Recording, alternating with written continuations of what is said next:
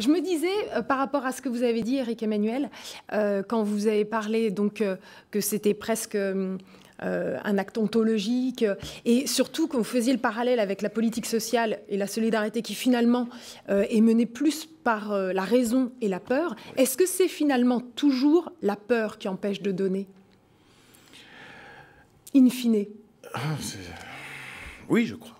Je crois. C'est le calcul, c'est le calcul de la peur qui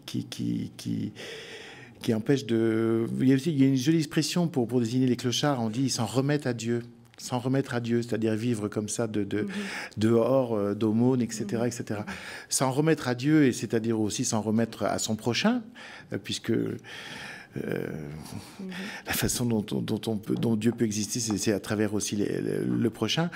C'est un acte de dépouillement que vous évoquiez avec force. Et moi, par exemple, dont je me sens totalement incapable, perdre certaines sécurités, perdre certains repères, pour l'instant... Mais justement, moi, je suis très très loin de Saint-Martin. Moi, je fais pas un saint de plus, même si je trouve que la sainteté est le seul objectif que peut avoir un homme. Je suis infiniment trop angoissé par la perte de certains repères pour accomplir ça. Mais dans l'histoire de l'homme riche, c'est évidemment une parabole qui est très très éclairante sur l'ensemble du mystère humain. Mais ce qui est le plus significatif, c'est on peut suivre le Christ, on peut être chrétien, on peut vivre en chrétien petit à petit, progressivement. Mais il arrive des moments dans la vie où on est au bord du précipice. C'est à ce moment-là que se pose la question de la foi.